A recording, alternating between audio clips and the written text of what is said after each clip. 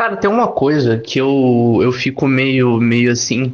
É porque. É Durolar. Vamos lá, Durolar. Durolar, a gente tem o episódio Durolar na série de Game of Thrones. E a gente tem Durolar nas Crônicas de Gelo e Fogo. A gente tem nada.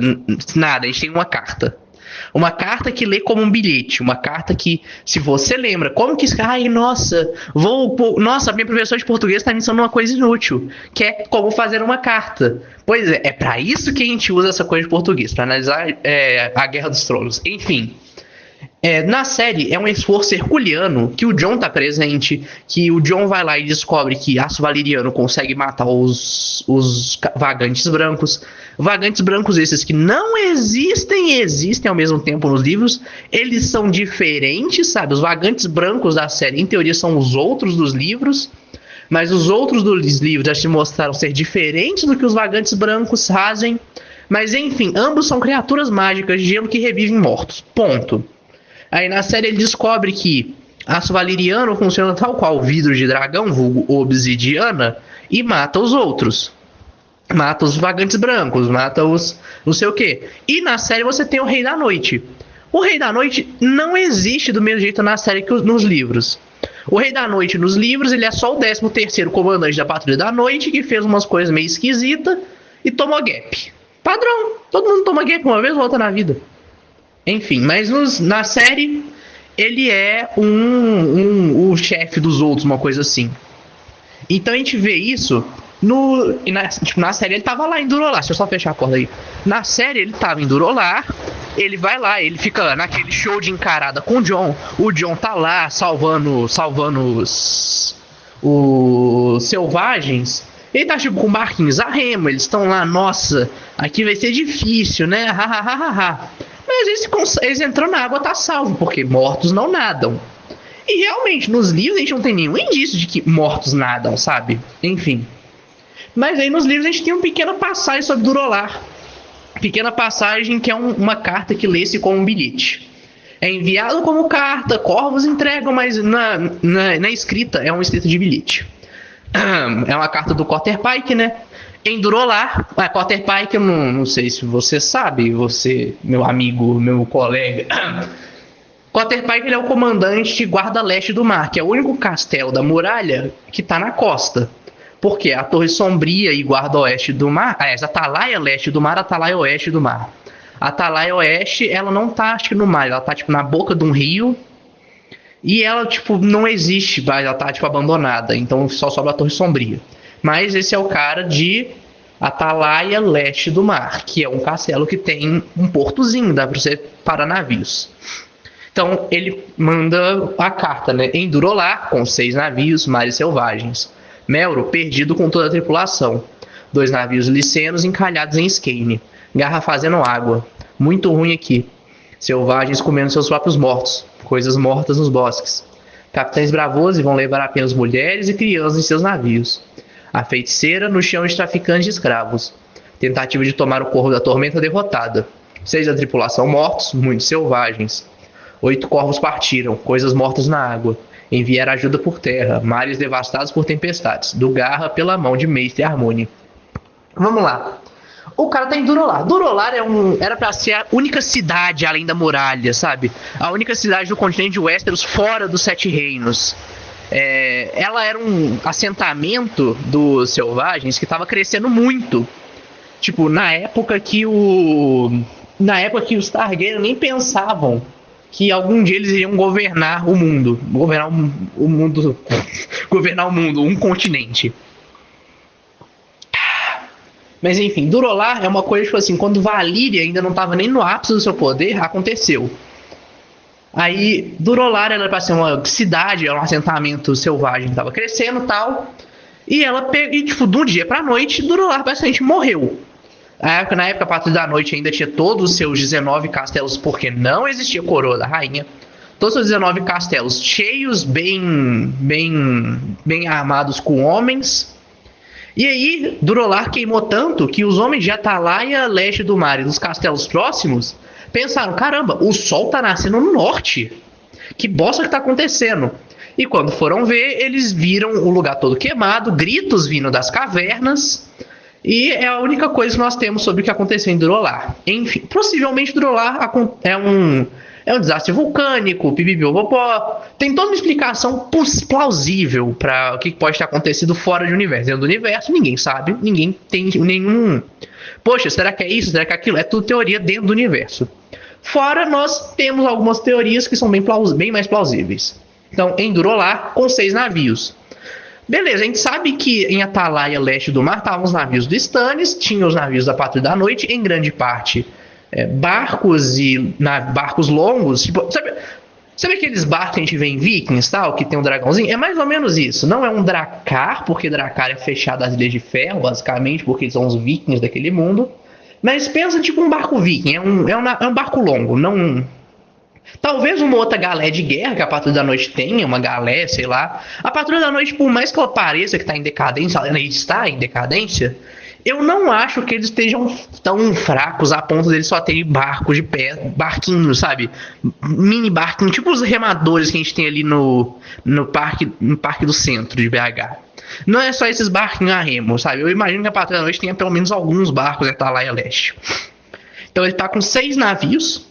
Os mares estão selvagens, imagina-se, né?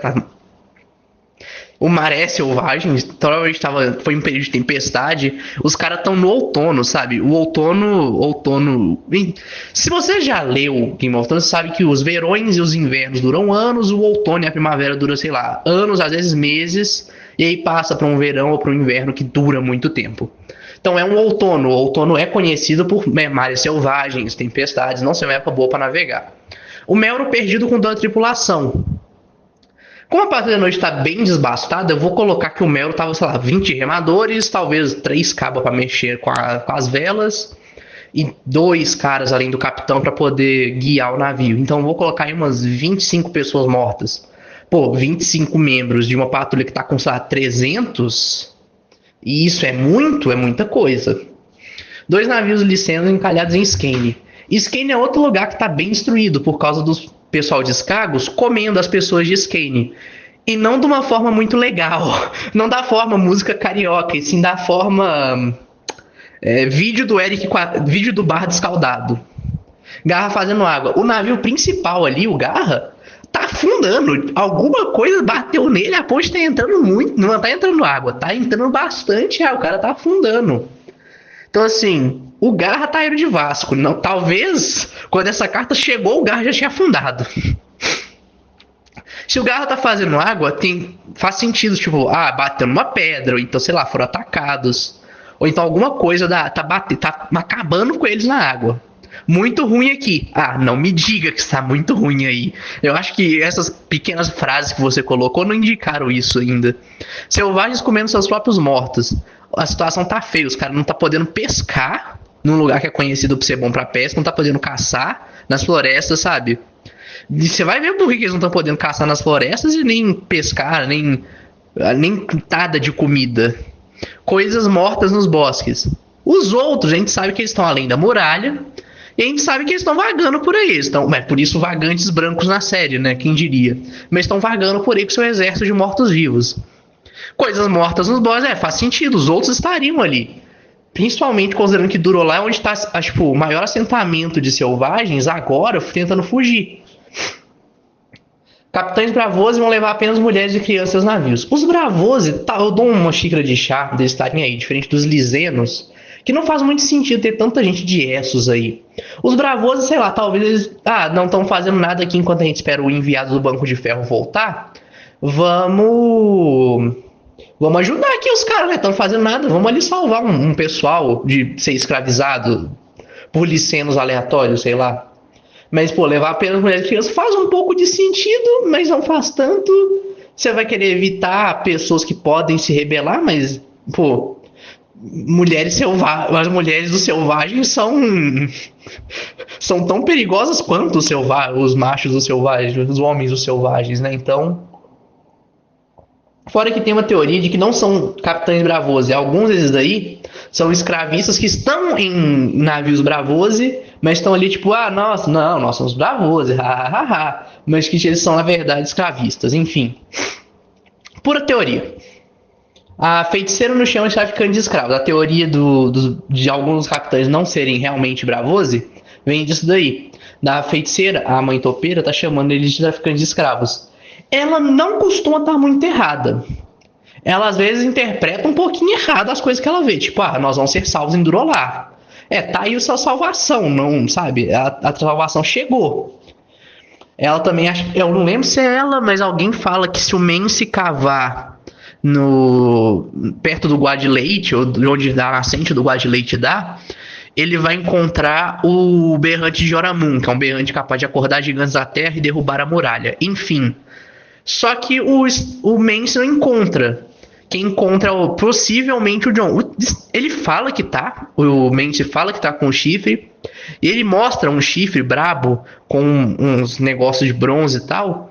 Mas não é. A gente não sabe se realmente é o chifre de Joramun. Eles falam que não é, que ele é um chifre falso. Mas que a gente não tem como saber de verdade. E o Jon, ele cava perto do Guadeleight e ele encontra vidro de dragão, vulgo obsidiana, e um chifrezinho de guerra que não funciona.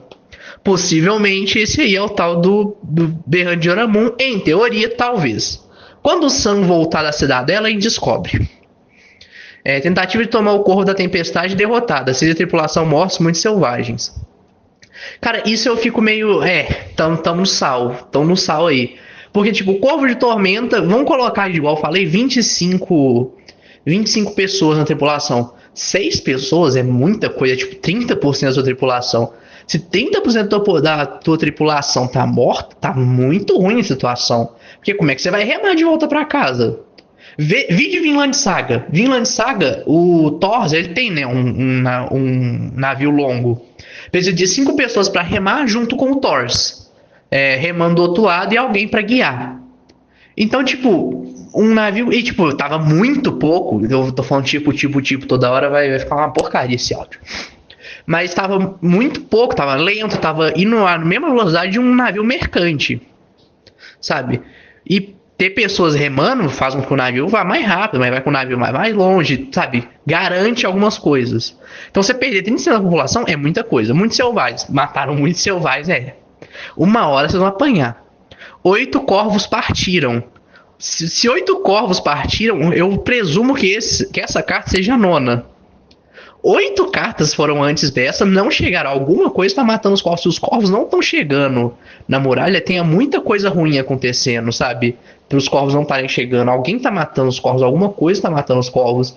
E isso é extremamente perigoso, porque eles demonstram que ou os outros estão ativamente caçando as formas de comunicação, o que acho que a gente já sabe que os outros livros são relativamente inteligentes. A gente vê eles meio que caçoando do Weimar Royce, do moleque Royce lá, no prelúdio, eu esqueci o termo literário, certo?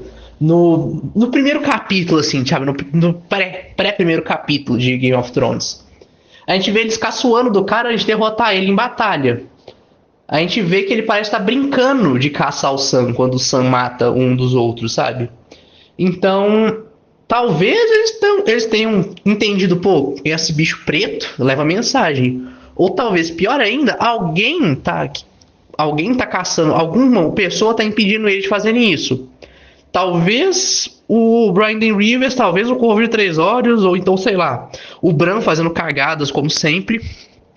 Mas alguma coisa impediu 8 corvos de chegarem antes do 9º, sabe? Então, continuando. Coisas mortas na água. Aí que pega. É aí que pega, sabe? Aí que pega porque mortos não nadam. Uma das coisas assim que faz com que os mortos assim pareçam menos perigosos é que tem-se o conceito de que eles não conseguem atravessar a água para poder chegar ao outro lado da muralha. Porque senão era só eles darem a volta nadando por tipo, Atalaia Oeste. A gente tem essa coisa de que eles não nadam porque a gente tem, sabe, corpo em putrefação costuma boiar até certo ponto onde ele afunda de novo. E se você tem um morto-vivo, obviamente ele tem putrefação e existe grande chance dele não estar no ponto de putrefação, que ele boie pra cima. devido aos gases se juntando ali. E não dura muito tempo esse período que ele boia pra cima, sabe? O mais comum é os corpos boiarem embaixo da água. Então, como assim coisas mortas na água? Os outros reviveram uma baleia? Um leviatã? Um kraken?